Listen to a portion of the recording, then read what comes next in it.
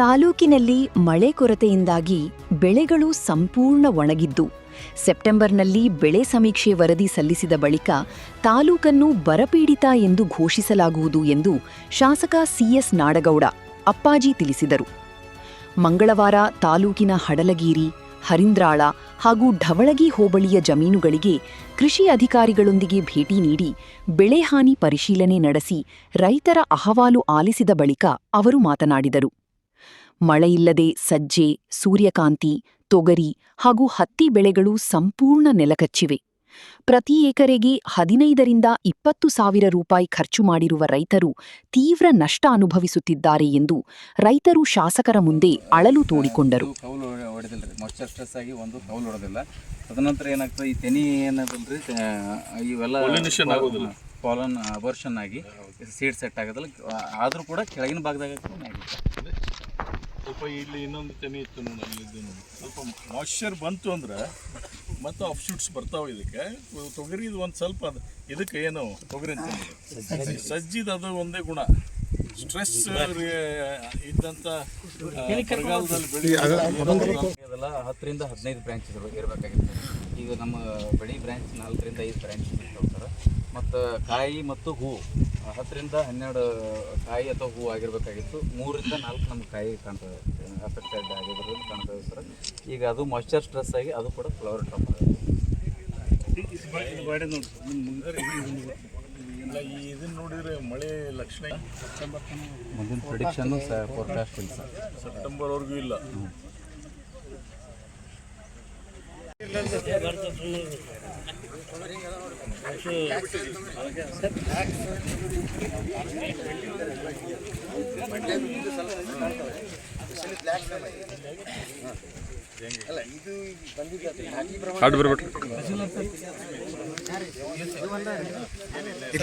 ರೈತರನ್ನು ಉದ್ದೇಶಿಸಿ ಮಾತನಾಡಿದ ಶಾಸಕರು, ರಾಜ್ಯಾದ್ಯಂತ ಬೆಳೆ ಸಮೀಕ್ಷೆ ಕಾರ್ಯ ನಡೆಯುತ್ತಿದೆ. ಆಗಸ್ಟ್ ಅಂತ್ಯಕ್ಕೆ ಮುಂಗಾರು ಹಂಗಾಮು ಮುಗಿಯಲಿದ್ದು ಸೆಪ್ಟೆಂಬರ್ನಲ್ಲಿ ಸರ್ವೆ ವರದಿಯನ್ನು ಕೇಂದ್ರ ಹಾಗೂ ರಾಜ್ಯ ಸರ್ಕಾರಗಳಿಗೆ ಸಲ್ಲಿಸಲಾಗುವುದು. ಬರ ಘೋಷಣೆಗೆ ಅದರದೇ ಆದ ಮಾನದಂಡಗಳಿದ್ದು ವರದಿ ಆಧಾರದ ಮೇಲೆ ತಾಲೂಕನ್ನು ಬರಪೀಡಿತ ಎಂದು ಘೋಷಣೆ ಮಾಡಲಾಗುತ್ತದೆ. ರೈತರಿಗೆ ಯಾವುದೇ ಕಾರಣಕ್ಕೂ ಅನ್ಯಾಯವಾಗಲು ಬಿಡುವುದಿಲ್ಲ ಎಂದು ಭರವಸೆ ನೀಡಿದರು. ಎಕರೆಗೆ 50 ಸಾವಿರ ರು ಪರಿಹಾರ ನೀಡಬೇಕು ಎಂಬ ಬಿಜೆಪಿ ನಾಯಕರ ಆಗ್ರಹಕ್ಕೆ ಪ್ರತಿಕ್ರಿಯಿಸಿದ ಅವರು, ಕೇಂದ್ರ ಸರ್ಕಾರ ಹಣ ಬಿಡುಗಡೆ ಮಾಡಿದರೆ 50 ಸಾವಿರವಲ್ಲ 1 ಲಕ್ಷ ರು ಪರಿಹಾರ ನೀಡೋಣ. ಇದರಲ್ಲಿ ರಾಜ್ಯಕ್ಕಿಂತ ಕೇಂದ್ರ ಸರ್ಕಾರದ ಪಾತ್ರವೇ ದೊಡ್ಡದಿದೆ. ನಿಯಮಾನುಸಾರ ರಾಜ್ಯ ಸರ್ಕಾರವೂ ಪರಿಹಾರ ನೀಡಲಿದೆ. ಮುಂಗಾರು ಅವಧಿ ಮುಗಿಯದೆ ಸದ್ಯಕ್ಕೆ ಮಧ್ಯಂತರ ಪರಿಹಾರ ನೀಡಲು ಬರುವುದಿಲ್ಲ. ಕಳೆದ ವರ್ಷ ತಾಲೂಕಿನ ರೈತರಿಗೆ 9 ಕೋಟಿ ರು ಬೆಳೆ ಪರಿಹಾರ ನೀಡಲಾಗಿದೆ ಎಂದು ಸ್ಪಷ್ಟಪಡಿಸಿದರು. ಈ ಆಗಸ್ಟ್ 15 ನಂತರ ಮುಂಗಾರಿ ಬಿತ್ತನೆ ಬಂದಾಗುತ್ತಲ್ಲ, ಮುಂಗಾರಿ ಮಳೆಗಳು ನಿಂತು ಹೋಗ್ತವೆ. ಆವಾಗ ಗೌರ್ಮೆಂಟ್ ಆಫ್ ಇಂಡಿಯಾ ಮತ್ತು ಗೌರ್ಮೆಂಟ್ ಆಫ್ ಸ್ಟೇಟ್ ಗೌರ್ಮೆಂಟ್ ಅವಾಗ ಸರ್ವೆ ಮಾಡಲಿಕ್ಕೆ ಒಂದು ಆಗ್ತಾ ಇದ್ದಾರೆ. ಸೊ ಅದನ್ನು ಕಂಪ್ಲೀಟ್ ರಿಪೋರ್ಟನ್ನು ಸೆಪ್ಟೆಂಬರ್ ಮೊದಲೇ ವಾರದಲ್ಲಿ ರೆಡಿ ಮಾಡಿ ಕಳಿಸ್ತಾರೆ. ಕೇಂದ್ರ ಸರ್ಕಾರಕ್ಕೂ ಕಳಿಸ್ತಾರೆ, ರಾಜ್ಯ ಸರ್ಕಾರಕ್ಕೂ ಅದನ್ನು ವರದಿ ಸಲ್ಲಿಸ್ತಾರೆ. ಜಂಟಿಯಾಗಿ ಕೇಂದ್ರ ಮತ್ತು ರಾಜ್ಯ ಕೂಡಿ ಹೋದ ಸಲ ಏನು ಯಾರು ಇನ್ಶೂರೆನ್ಸ್ ಮಾಡಿದಾರೋ ಅವ್ರಿಗೆ ಸಂಪೂರ್ಣವಾಗಿ ಏನು ಸ್ಕೀಮ್ನಲ್ಲಿ ಬರಬೇಕು ಅದು ಬರುತ್ತೆ. ಯಾರಿಗೆ ಬಂದಿಲ್ಲ ಅದು ಬೆಳೆ ಪರಿಹಾರದ ರೂಪದಲ್ಲಿ ಏನು ಕೊಡಬೇಕು ಅನ್ನೋದನ್ನು ಅದು ಗೌರ್ಮೆಂಟ್ ಡಿಸಿಷನ್ಸ್ ತೊಗೊಂಡು ಆ ರೀತಿಯಾಗಿ ಕೊಡುವಂಥದ್ದಕ್ಕೆ ನಾವು ಒತ್ತಾಯ ಮಾಡ್ತೀವಿ. 50 ಸಾವಿರ, 1 ಲಕ್ಷ, 2 ಲಕ್ಷ ಕೊಟ್ಟರೆ ರೈತರಿಗೆ ಒಳ್ಳೆಯದಲ್ರಿ, ನಾವೇನು ಬೇಡ ಅಂತೀವಿ. ರೈತರಿಗೆ ಕೊಡುವ ದುಡ್ಡು 50 ಸಾವಿರ ಅಥವಾ 50 ಸಾವಿರ ಯಾಕೆ 1 ಲಕ್ಷ ಕೊಡ್ತೀವಿ. ಈಗ ಮೇಲಿನವರು ಮೋದಿ ಸರ್ಕಾರದವರು 1 ಲಕ್ಷ ರಿಲೀಸ್ ಮಾಡಿದರೆ ಭಾಳ ಸಂತೋಷ, ನಾವು ಕುಣ್ಕೊಂತ ಕೊಡ್ತೀವಿ ರೈತರಿಗೆ. Government of India rule is important. ಇದ್ರಾಗ ಸ್ಟೇಟ್ ಗೌರ್ಮೆಂಟ್ಗಿಂತ ಗೌರ್ಮೆಂಟ್ ಆಫ್ ಇಂಡಿಯಾ ರೂಲ್ ಭಾಳ ಇಂಪಾರ್ಟೆಂಟ್ ಇದೆ. ನಾವು ರಿಕಮೆಂಡ್ ಮಾಡೋಣ, ನಾವು ಅವರು ಇಲಾಖೆಯವರು ಗೈಡ್ಲೈನ್ಸ್ ಪ್ರಕಾರ ಏನು ಮಾಡಬೇಕು ಅಷ್ಟೇ ಮಾಡ್ತಾರೆ. ಅವರು ಹೆಚ್ಚಿಗೆ ಮಾಡೋಕ್ಕೆ ಬರೋದಿಲ್ಲ. ನಾವು ಸದನದಲ್ಲಿ ಅದ್ರ ಬಗ್ಗೆ ಚರ್ಚೆ ಮಾಡ್ತೀವಿ, ಹೇಳ್ತೀವಿ, ಕೇಂದ್ರ ಸರ್ಕಾರಕ್ಕೆ ಒತ್ತಾಯ ಮಾಡ್ತೀವಿ, 1 ಲಕ್ಷ ರೂಪಾಯಿ ಪರ್ ಎಕರ್ ಕೊಡಬೇಕು ಅಂತ ಹೇಳ್ತೀವಿ. ರಾಜ್ಯ ಸರ್ಕಾರದಲ್ಲ ಗೈಡ್ಲೈನ್ಸ್ ಪ್ರಕಾರ ರಿಲೀಸ್ ಮಾಡ್ತಾರೆ, ಅದು ಕ್ಯಾಬಿನೆಟ್ ಡಿಸಿಷನ್ ತೊಗೋತಾರೆ. ಕ್ಯಾಬಿನೆಟ್ ಡಿಸಿಷನ್ ತೊಗೊಂಡು ಯೂನಿಫಾರ್ಮ್ ಆಗಿ ಪರಿಹಾರ ಈಗ ಬರೋದಿಲ್ಲ ಅಂತ ಹೇಳಿದ್ವಲ್ಲ, ನಾನು ಮಿಸ್ಗೈಡ್ ಮಾಡಬಾರ್ದು ರೈತರಿಗೆ. ಮಧ್ಯಂತರ ಪರಿಹಾರ ಈಗ ಬರೋದಿಲ್ಲ, ಈಗಿದು ಆಗಸ್ಟ್ ಮುಗಿಬೇಕಿದು. ಆಗಸ್ಟ್ ಮುಗಿದ ಮೇಲೆ ಸಂಪೂರ್ಣ ಮುಂಗಾರಿ ಮನೆ ಕ್ಲೋಸ್ ಆಗಿದೆ ಅಂತಂದಾಗ ಮಧ್ಯಂತರ ಈಗಾಗಲೇ ಲಾಸ್ಟ್ ಇಯರ್ ಬಂದಿದೆ, ಲಾಸ್ಟ್ ಇಯರ್ ಕೊಟ್ಟಿದೆ ಸುಮಾರು 8 ಕೋಟಿ 9 ಕೋಟಿ ಕೊಟ್ಟಿದೆ ತಾಲೂಕಿಗೆ, ಮುದ್ದೇಬಿಹಾಳ ತಾಲೂಕಿಗೆ 9 ಘೋಷಣೆ ಮಾಡೋದಕ್ಕೆ ಈಗ ಅದಕ್ಕೆ ಈಗ ಎಕ್ಸರ್ಸೈಸ್ ನಡೀತಾ ಇರೋದು, ಇವತ್ತಿದು ಪ್ರಯತ್ನ ನಡೀತಾ ಇರೋದು ಅದಕ್ಕೆ ಘೋಷಣೆ ಮಾಡಬೇಕು ಅನ್ನೋದಕ್ಕೆ ಒತ್ತಾಯ. ಸರ್ಕಾರನೂ ಇದೆ, ನಾವು ರೈತರಿಗೆ ಯಾರಿಗೂ ಮೋಸ ಮಾಡ್ಬೇಕನ್ನುವಂಥ ಉದ್ದೇಶ ಏನು ನಮಗೇನಾಗೋದಪ್ಪ, ಇದ್ರಾಗ ಸರ್ಕಾರ ಕೊಡುವಂಥ ಪ್ರಶ್ನೆ ಬರೋದಿಲ್ಲ, ನಮ್ಮ ಕಾಂಟ್ರಿಬ್ಯೂಷನ್ ಇರ್ತೈತಿ, ಇಲ್ಲ ಅನ್ನಂಗಿಲ್ಲ. ಭೀಮಾ ಫಸಲ್ ಯೋಜನೆ ಇದು ಒಂದು ಇನ್ಶೂರೆನ್ಸ್ ಸ್ಕೀಮ್ ಇದ್ದಂಗೆ ಇದು. ಇಲ್ಲಿ ರೈತರ ಪಾರ್ಟಿಸಿಪೇಷನ್ನು ಇಂಥ ಸರ್ಕಾರ ರೈತರ ಪರವಾಗಿರ್ತಕ್ಕಂಥದ್ದೇ ಸರ್ಕಾರ ಪಾರ್ಟಿಸಿಪೇಟ್ ಮಾಡಿರ್ತೈತೆ. ಕೈಲೇ ಹಾಕಿ ಕೊಡೋ ಪ್ರಶ್ನೆ ಬರೋದಿಲ್ಲ. ಇಲ್ಲೇ ರೈತರಿಗೆ ಯಾರು ಅನ್ಯಾಯ ಮಾಡಕ್ಕೆ ಹೋಗ್ತದೆ ಸರ್ಕಾರ? ಸುಮ್ಮನೆ ಇದು ಯಾರೋ ಒಬ್ರು ಹೇಳ್ತಾರೆ, ನಾವು ಅಲ್ಲಿ ಹೇಳಿದ್ರಿ ಹಂಗಾಯ್ತು, ಅಲ್ಲಿ ಗಲಾಟೆ ಮಾಡಿದ್ರೆ ಬಂತ್ರಿ, ಇಲ್ಲಿ ಗಲಾಟೆ ಮಾಡಿದ್ರೆ ಬಂತ್ರಿ, ಎಲ್ಲ ಸುಳ್ಳು. ಆ ಗಲಾಟೆ ಮಾಡಿದ್ದು ಎಲ್ಲೂ ನಾನು ಇವತ್ತಿಗೂ ಕೇಳಿಲ್ಲ. ಏನು ಬರಬೇಕಾಗಿದೆ ಅದನ್ನು ನಿಚ್ಚಳವಾಗಿ ಬರ್ತೈತಿ. ಆಮೇಲೆ ಕೆಲವೊಮ್ಮೆ ಎರರ್ ಆಗಿರ್ತಾವೆ, ಇಲ್ಲಂತೂ ಅನ್ನಂಗಿಲ್ಲ, ಕೆಲವು ಸಣ್ಣ ಪುಟ್ಟ ಎರರ್ ತಪ್ಪಾಗಿರ್ತಾವೆ, ಇಲ್ಲ ಅನ್ನಂಗಿಲ್ಲ. ಅದನ್ನು ಸರಿಪಡಿಸ್ಲಿಕ್ಕೆ ಇಲಾಖೆಯವರು ಇರ್ತಾರೆ. ಕೂಡಲೇ ಮಡಿಕೇಶ್ವರ ಪಂಚಾಯತಿಗೆ ಬಂದ್ರೆ ನಮ್ಮ ಡಾವಳಿ ಪಂಚಾಯತಿ ಅದೇ ಹೇಳ್ತಾ ಇದ್ದೀನಲ್ಲ, ಅಲ್ಲಲ್ಲ ಹೇಳಿದ್ನಲ್ಲಪ್ಪ, ಮಡಿಕೇಶ್ವರ ಪಂಚಾಯತಿ ಒಳಗೆ ಬಂತು, ಡಾವಳಿಗೆ ಬರಲಿಲ್ಲ ಅಂದ್ರೆ ಏನು? ಅಲ್ಲಿ ಮೊದಲೇ ಮಾತು ಮಳೆ ಆಧಾರಿತವಾದಂಥ ಸ್ಟ್ಯಾಟಿಸ್ಟಿಕ್ಸ್ ಇರ್ತೈತೆ, ಬೆಳೆ ಆಧಾರಿತವಾದಂಥ ಸ್ಟ್ಯಾಟಿಸ್ಟಿಕ್ಸ್ ಇರ್ತೈತೆ, ನಿಮ್ಮದು ಬೇರೆ ಇರ್ತೈತೆ. ನಿಮ್ಮದು ಸ್ವಲ್ಪ ಭೂಮಿ ಹೆಚ್ಚು ಬೆಳೆದಿರ್ತೀರಿ, ಅವ್ರು ಕಡಿಮೆ ಬೆಳೆದಿರ್ತಾರೆ, ಆ ವೇರಿಯೇಷನ್ಸಿಗೆ ಬರೋದಿಲ್ಲ. ಒಮ್ಮೊಮ್ಮೆ ಸರಾಸರಿ ಇಳುವರಿನ ಮೇನ್ ಅದಕ್ಕೆ 3 ವರ್ಷ ನೋಡ್ತಾರಲ್ಲ, 3 ವರ್ಷ ನೋಡ್ತಾರೆ ಅಷ್ಟೇ. 3 ವರ್ಷದ ಸರಾಸರಿ ನೋಡ್ತಾರೆ. ಈಗ 1 ವರ್ಷ 5 ಕ್ವಿಂಟಲ್ ಬೆಳೆದೀನಿ ಅಂತ ಇಟ್ಕೊರಿ, 1 ವರ್ಷ 6 ಕ್ವಿಂಟಲ್ ಬೆಳೆದೀನಿ, 1 ವರ್ಷ 3 ಕ್ವಿಂಟಲ್ ಬೆಳೆದೀನಿ ಅಂದರೆ ಎಷ್ಟಾಯ್ತು? 14 ಕ್ವಿಂಟಲ್ ಡಿವೈಡೆಡ್ ಬೈ 3 ಎಷ್ಟಾಯ್ತು? 3.5 ಕ್ವಿಂಟಲ್ ಬಂತು. ಅಂದಾಜು 3.5 ಕ್ವಿಂಟಲ್ ಹಿಡೀರಿ. ನಮ್ದು ಈ ವರ್ಷ 3.5 ಕ್ವಿಂಟಲ್ ಒಳಗೆ ಬಂತು ಅಂದಾಗ ನಮ್ಗೆ ಇನ್ಶೂರೆನ್ಸ್ ಲಾಗು ಆಗ್ತದೆ.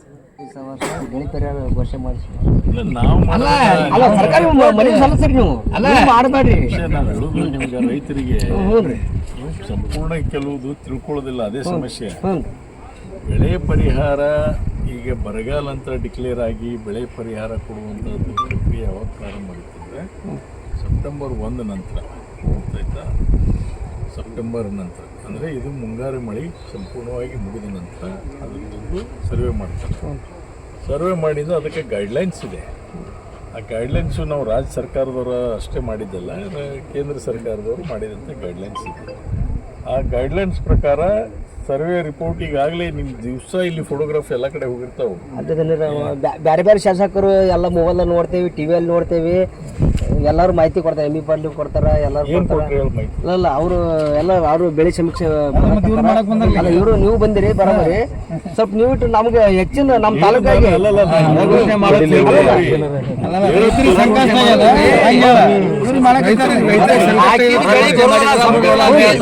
ನಮ್ಮ ಮನುಷ್ಯನಪ್ಪ ಆಗೋದು. ಅವನಿಗೆ ನಾವೇನು ಹೇಳ್ತೀನಿ, ಬರ ಘೋಷಣೆ ಮಾಡ್ತಕ್ಕಂಥದ್ದಕ್ಕೆ ಒಂದು ಮಾನದಂಡ ಇದೆ. ನಾನು ಒಬ್ಬ ನಿಮ್ಮ ಪ್ರತಿನಿಧಿಯಾಗಿ ಸುಳ್ಳು ತಗಲು ಹೇಳೋಬಾರ್ದು. ನಿಮ್ಮ ಪರಿಹಾರ ಕೊಡಿಸೋದಕ್ಕೆ ಏನು ಬೇಕು 100% ಪ್ರಯತ್ನ ಮಾಡ್ತೀವಿ, ಅದರಲ್ಲಿ ಎರಡನೇ ಮಾತಿಲ್ಲ. ಆದರೆ ಆ ಮಾನದಂಡಗಳು ಏನದಾವಲ್ಲ, ಆ ಮಾನದಂಡಗಳ ಅಮಲಾಗಲಿಕ್ಕೆ ಇನ್ನೂ 15-20 ದಿವಸ ಮಿನಿಮಮ್ ಬೇಕದು. ಆಮೇಲೆ ಆ ಗೈಡ್ಲೈನ್ಸ್ ಪ್ರಕಾರ ಅವ್ರು ಸರ್ವೆ ಮಾಡ್ತಾರೆ. ಹತ್ತಿಯಲ್ಲಿ ಬಿತ್ತನೆ ಆಗಿದೆ, ಸಜ್ಜೆಯಲ್ಲಿ ಬಿತ್ತನೆ ಮಾಡಿದ್ದಾರೆ, ಸೂರ್ಯಪಾನ ಕ್ಷೇತ್ರದಲ್ಲಿ ಬಿತ್ತಿದ್ದಾರೆ, ಮೆಕ್ಕೆಜೋಳ ಎಷ್ಟು ಕ್ಷೇತ್ರದಲ್ಲಿ ಬಿತ್ತಿದ್ದಾರೆ, ಏನೇನು ಬೆಳೆಗಳದಾವು ಅನ್ನೋದನ್ನು ಸಮೀಕ್ಷೆ ಮಾಡಿಕೊಂಡು ಒಂದು ರಿಪೋರ್ಟ್ ಮಾಡ್ತಾರೆ ಅವರು. ಆಮೇಲೆ ಇನ್ಶೂರೆನ್ಸ್ ಎಷ್ಟು ಜನ ಮಾಡಿದ್ದಾರೆ, ಇನ್ಶೂರೆನ್ಸು ಈಗಿನ ಸುಮಾರು ಒಂದು 56,000 ಜನ ಇನ್ಶೂರೆನ್ಸ್ ಮಾಡಿದ್ದಾರೆ ನಮ್ಮ ತಾಲೂಕಿನಲ್ಲಿ. ಆಮೇಲೆ ಮಾಡಲಾರ್ದವರು ಏನು ಮಾಡಬೇಕು, ಕೆಲವರು ಬಿತ್ತನೆ ಮಾಡಿಲ್ಲ, ಮಳೆ ಆಗಿಲ್ಲ ಅಂತ ಬಿತ್ತನೆ ಮಾಡಿಲ್ಲ, ಅದ್ರ ಬಗ್ಗೆನೂ ರಿಪೋರ್ಟ್ ಹೋಗಬೇಕು. ಬಿತ್ತನೆ ಆಗಲಾರ್ದು ಬಿತ್ತನೆ ಆಗಿಲ್ಲ ಅಂತ ರಿಪೋರ್ಟ್ ಮಾಡಬೇಕು. ಇವರು ನಾನು ಬಿತ್ತನೆ ಆಗಿದೆ ಅಂತ ರಿಪೋರ್ಟ್ ಕಳಿಸಿದ್ರು ಕೂಡ ಅಲ್ಲಿ ನಾಳೆ ದಿವಸ ಅವರು ಕೇಂದ್ರ ಸರ್ಕಾರದ GPS ಅಲ್ಲ, ಕೇಂದ್ರ ಸರ್ಕಾರ ಟೀಮ್ ಬರ್ತೈತೆ, ರ್ಯಾಂಡಮ್ ಆಗಿ ಇನ್ಸ್ಪೆಕ್ಷನ್ ಮಾಡ್ತಾರೆ. ಇದೇ ಭೂಮಿಗೆ ಬರ್ತೀನಿ ಅಂತ ಹೇಳೋದಲ್ಲ ಆಫೀಸರ್ಸಿಗೆ ಬರ್ತೀನಿ.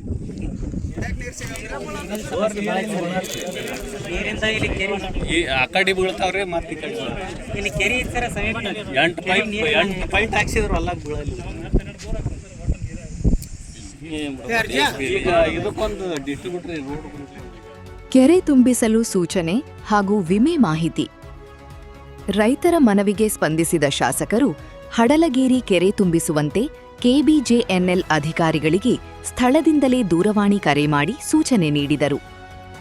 ಇದೇ ವೇಳೆ ಕೃಷಿ ಇಲಾಖೆ ಉಪನಿರ್ದೇಶಕ ಶರಣಗೌಡ ಹಾಗೂ ಕೃಷಿ ಸಹಾಯಕ ಅಧಿಕಾರಿ ಎಸ್ಟಿ ಬಾವಿಕಟ್ಟಿಯವರು ಬೆಳೆ ಹಾನಿ, ಪ್ರಧಾನಮಂತ್ರಿ ಫಸಲ್ ಬಿಮಾ ಯೋಜನೆ ಹಾಗೂ ಬೆಳೆ ವಿಮೆ ಕುರಿತು ರೈತರಿಗೆ ಮಾಹಿತಿ ನೀಡಿದರು. ಎಷ್ಟಿದೆ? 32 ಎಕರೆ ಐತ್ರಿ.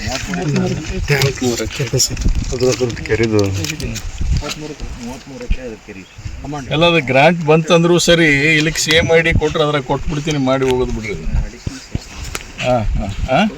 ಸೇಮ್ ಐ ಡಿ ಒಳಗಡೆ ಈಗೇನೋ ಕೊಡ್ತೀವಿ ಅಂತಾರ, ಕೊಟ್ರೆ ಅದ್ರಾಗ ತೊಗೊಂಬಿಡ್ರಿ. ನಿಮ್ಮ ಗ್ರಾಂಟ್ ಇದ್ರೆ ಏನಾಯ್ತು, ಯಾವ್ದಾರ ಆಗಲಿ, ಒಟ್ಟು ನೀರು ತುಂಬಿಸೋ ಕೆಲಸ ಮಾಡಿಬಿಡ್ರಿ, ಬರ್ಕೊಂಡ್ಬಿಡ್ರಿ, ಅದನ್ನ ನೋಟ್ ಮಾಡಿ. 26-27 ಸಾಲಿನ ಮುಂಗಾರು ಹಂಗಾಮಿಗೆ ನಾವು ಒಟ್ಟು ತಾಲೂಕಿನಲ್ಲಿ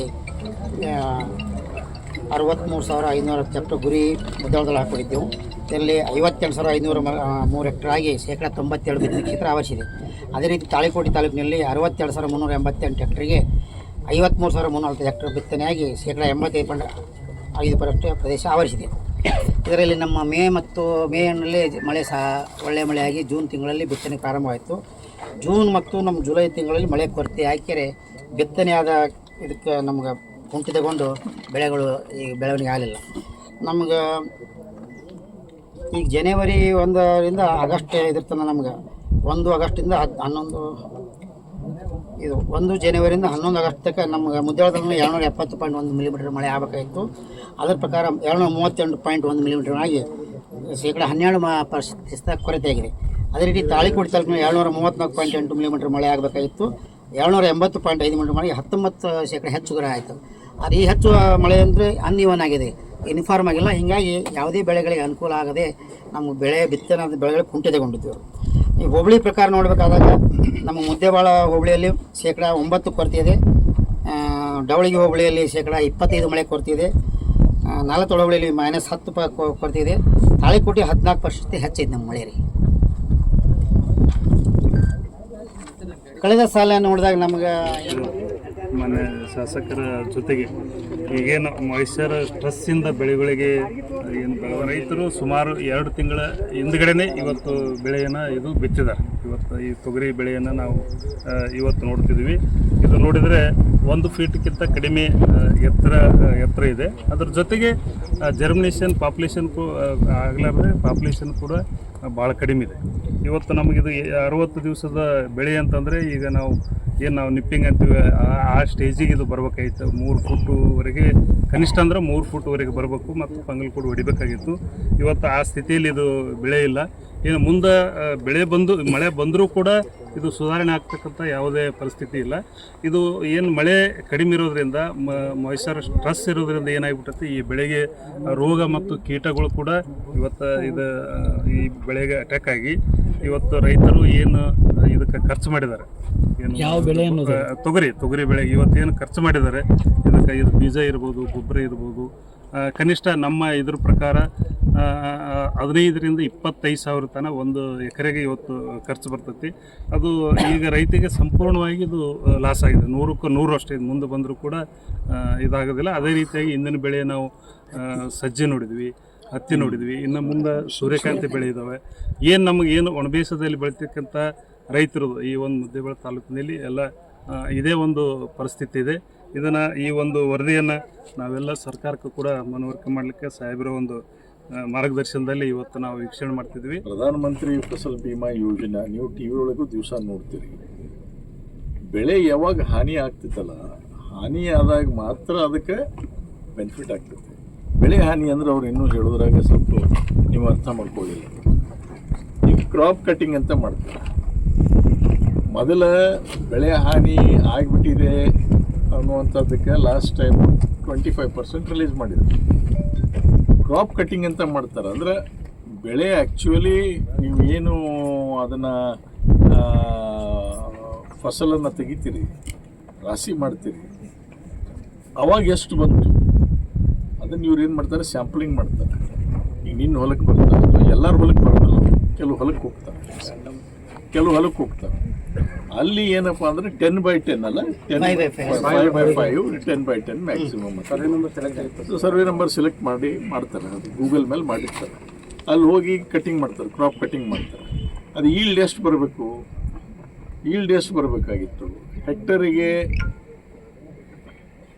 1.5 ಕ್ವಿಂಟಲ್ಲು ಬಂದಿತ್ತಂದರೆ, ಹೋದ ವರ್ಷ 2 ಕ್ವಿಂಟಲ್ ಬಂದಿತ್ತಂದರೆ, ನೀವು 1.5 ಕ್ವಿಂಟಲ್ ಏನು ಈ ಸಲ ಬೆಳೆದಿರಲ್ಲ, ಅದಕ್ಕೆ 50ರಷ್ಟು ಅಂದರೆ 5 ಕ್ವಿಂಟಲ್ ಅಂದರೆ 50 kg ವ್ಯತ್ಯಾಸ ಬಂತಲ್ಲ, 50 kg ವ್ಯತ್ಯಾಸಕ್ಕೆ ನೀವು ಪರಿಹಾರ ಕೊಡ್ತಾರೆ. ಸಂಪೂರ್ಣ ಕೊಡೋದಿಲ್ಲ, 50 kg ಅಷ್ಟೇ ಸಂಪೂರ್ಣ ಬರೋದಿಲ್ಲ, ಅದಕ್ಕೆ ಸಂಪೂರ್ಣ ಬರೋದಿಲ್ಲ, ಡಿಫ್ರೆನ್ಸಿಗೆ ಬರ್ತೈತೆ. ಕ್ರಾಪ್ ಕಟಿಂಗ್ನಲ್ಲಿ ಶಾಂಪಲಿಂಗ್ ಆದಾಗ ಡಿಫ್ರೆನ್ಸ್ ಅಮೌಂಟು ನಿಮಗೆ ಜಮಾ ಆಗ್ತೈತೆ. ಅದಕ್ಕೆ ನೀವು ರೈತರು ಏನಂತೀರಿ, ಕೆಲವರು ಈಗ ಇದು ಹುಬ್ಬಳ್ಳಿ ಮಟ್ಟದಲ್ಲಿ ಕೆಲವರು ಮಾಡ್ತಾರೆ, ಪಂಚಾಯತಿ ಮಟ್ಟದಲ್ಲಿ ಕೆಲವು ಶಾಂಪಲಿಂಗ್ ಆಗಿರ್ತಾರೆ.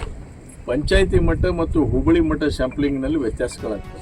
ರೈತರಾದ ಬಸಮ್ಮ ಮಾಳಪ್ಪ ಬಿರಾದಾರ, ಸಿದ್ದಮ್ಮ ಮರೇಪ ಹರೇಂದ್ರಾಳ, ಬಸಮ್ಮ ಹರೇಂದ್ರಾಳ, ಯಲ್ಲವ್ವ ಚಿಗರಿ, ಹಣಮಂತ ಪಾಟೀಲ, ಭೀಮಣ್ಣ ಹರೇಂದ್ರಾಳ, ಪರಸಪ್ಪ ಮೂಲಿಮನಿ, ಯಶವಂತ ಬಳಬಾಟ ಸೇರಿದಂತೆ ಹಲವು ರೈತರ ಹೊಲಗಳಿಗೆ ಶಾಸಕರು ಭೇಟಿ ನೀಡಿ ಬೆಳೆ ಪರಿಶೀಲನೆ ನಡೆಸಿದರು. ಈ ಸಂದರ್ಭದಲ್ಲಿ ಪ್ರಭಾರ ತಹಶೀಲ್ದಾರ್ ಎಂಎಸ್ ಆರಕೇರಿ, ಕೃಷಿ ಅಧಿಕಾರಿಗಳಾದ ರಾಜೇಶ್ವರಿ ನಾಡಗೌಡ, ಗೋವಿಂದರೆಡ್ಡಿ ಮೆದಕಿನಾಳ, ಸೋಮನಗೌಡ ಬಿರಾದಾರ, ಪ್ರಭಾರ ಇಒ ಸಂಗನಗೌಡ ಬಿರಾದಾರ, ಪಿಡಿಒ ಮುತ್ತು ಗಣಾಚಾರಿ, ಧವಳಗಿ ಪಿಡಿಒ ಮೋಹನ ಹುಲ್ಲೂರ, ತೋಟಗಾರಿಕಾ ಅಧಿಕಾರಿ ಶಾಲಿನಿ ತಳ್ಳಿಕೇರಿ ಹಾಗೂ ರೈತ ಮುಖಂಡರಾದ ಎಂಎಸ್ ಸಿದ್ದರೆಡ್ಡಿ, ಬ್ಲಾಕ್ ಕಾಂಗ್ರೆಸ್ ಅಧ್ಯಕ್ಷ ಗುರು ತಾರನಾಳ, ಶ್ರೀಕಾಂತ ಛಲವಾದಿ, ಯಲ್ಲಪ್ಪ ಛಲವಾದಿ, ಮಲ್ಲಣ್ಣ ಅಪರಾಧಿ, ರಮೇಶ ಹರೀಂದ್ರಾಳ ಸೇರಿದಂತೆ ಹಲವು ರೈತರು ಉಪಸ್ಥಿತರಿದ್ದರು.